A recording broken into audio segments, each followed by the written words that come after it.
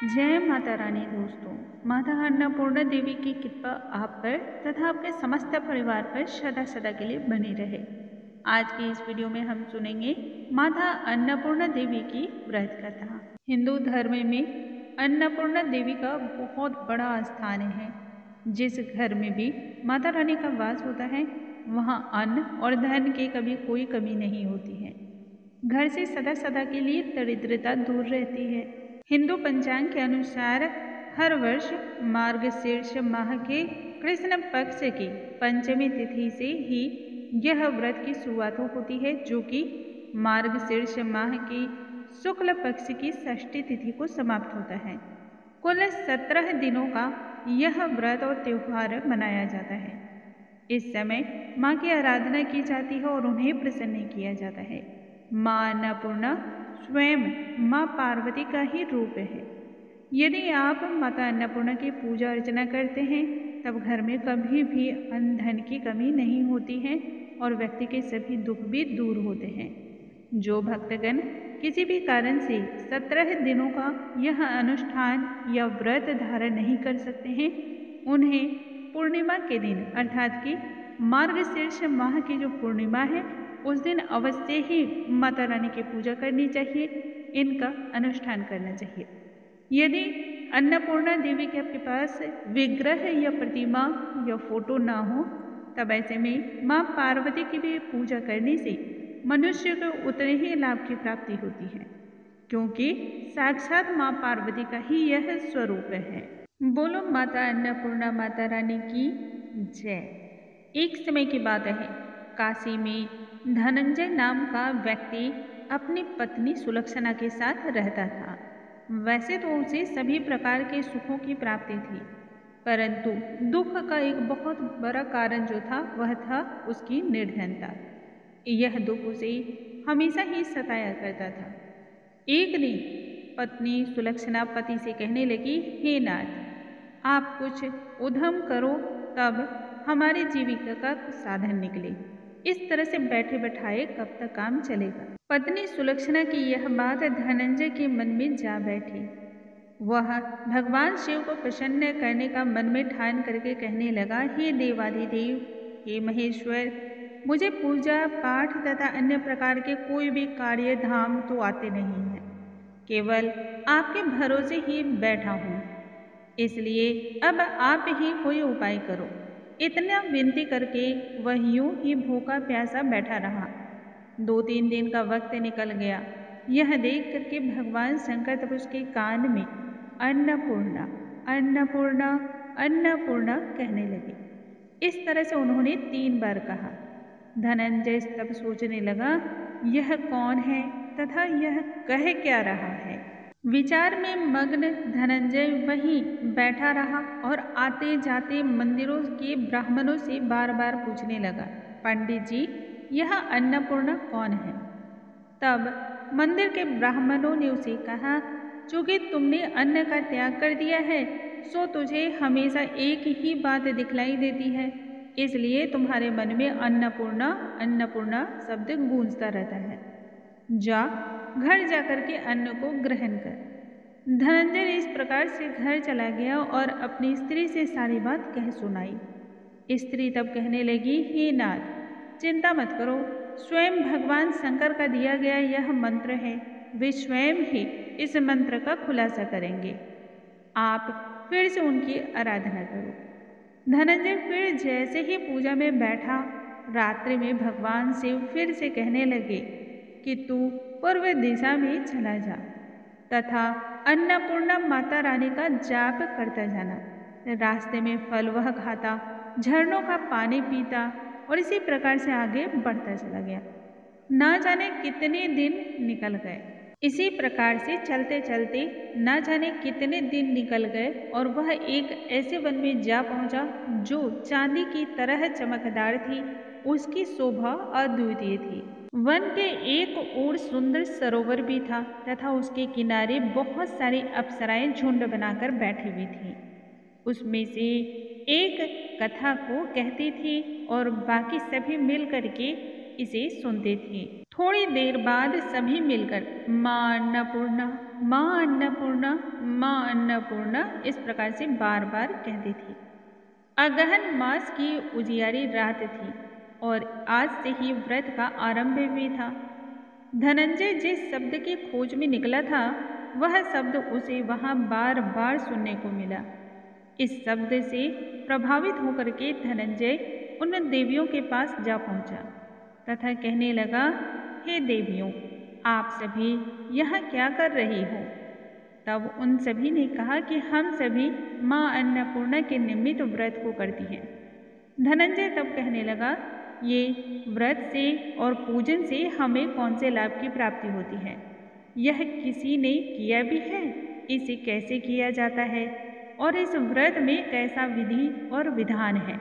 सो मैं भी जानना चाहता हूँ, मुझे भी विस्तार से बतला दो। तब वे सभी अप्सराएं कहने लगी कि इस व्रत को कोई भी कर सकता है। 21 दिन तक के लिए 21 गांठ का सूत्र लेना चाहिए। 21 दिन यदि ना बने तब एक दिन उपवास करना चाहिए और यह भी यदि ना बन पड़े तब केवल कथा को सुनकर ही प्रसाद को ग्रहण करना चाहिए। निराहार रह करके व्रत की कथा का श्रवण करना चाहिए। कथा को या तो कहें या कथा सुनने वाला कोई ना मिले तब पीपल के पत्तों को रखकर सुपारी या घृत कुमारी वृक्ष को सामने रखकर दीपक को साक्षी बनाएं और फिर गाय, सूर्य, तुलसी तथा महादेव को बिना कथा सुनाए मुख में एक भी दाना ना डालें। यदि गलती से या भूल चूक से मुख में कुछ डाल भी लिया है तब एक दिवस का फिर से उपवास कर लें। इस दिन ना ही क्रोध करें और ना ही मिथ्या वचन बोलें। धनंजय तब कहने लगा, हे देवियों, इस व्रत को करने से क्या होता है तथा कौन सा लाभ प्राप्त होता है?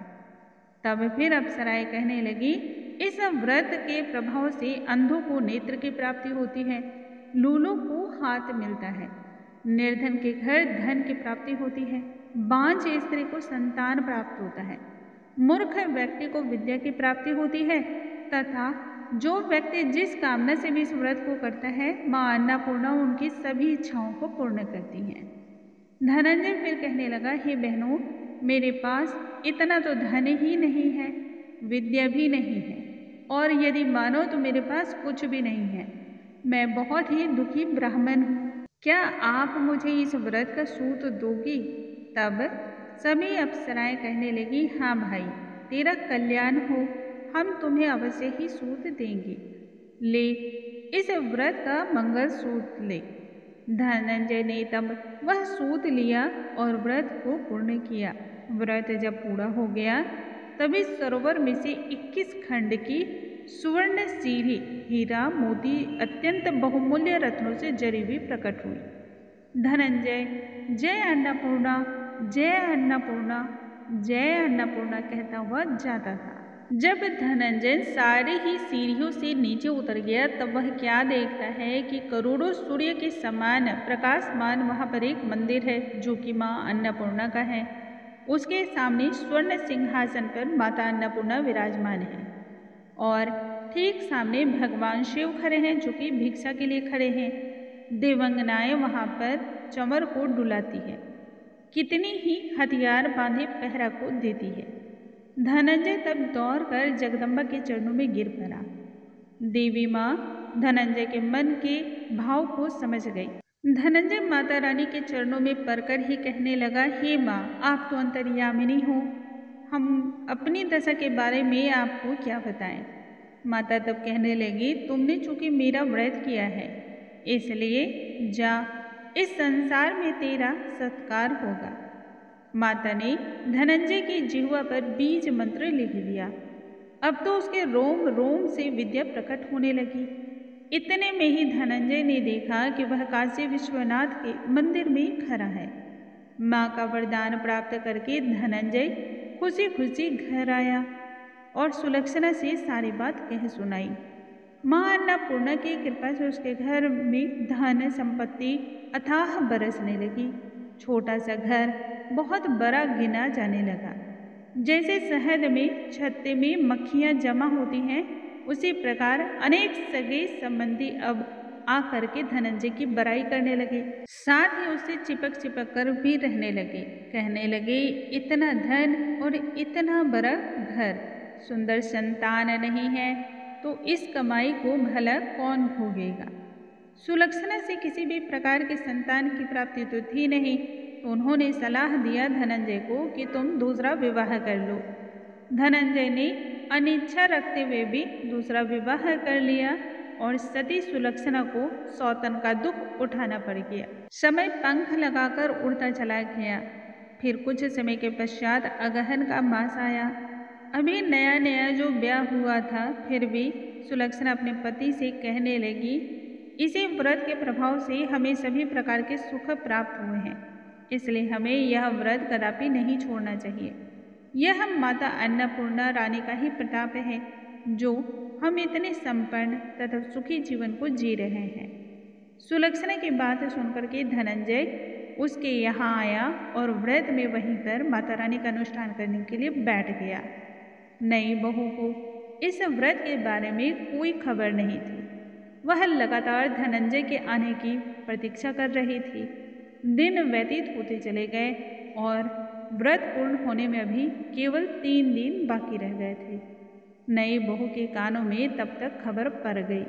उसके मन में ईर्ष्या की ज्वाला धधकने लगी। क्रोध में वह सुलक्षणा के घर जा पहुंची, जहां उसने खूब उपद्रव मचाया, लड़ाई झगड़ा की और वह धनंजय को वहां से उठाकर अपने साथ ले गई। नए घर में धनंजय को थोड़ी देर के लिए निद्रा ने आ दबाया। इधर धनंजय की आंख लगी कि बस नई बहू ने उसका व्रत का जो सूत था उसे तोड़ करके आग में फेंक डाला।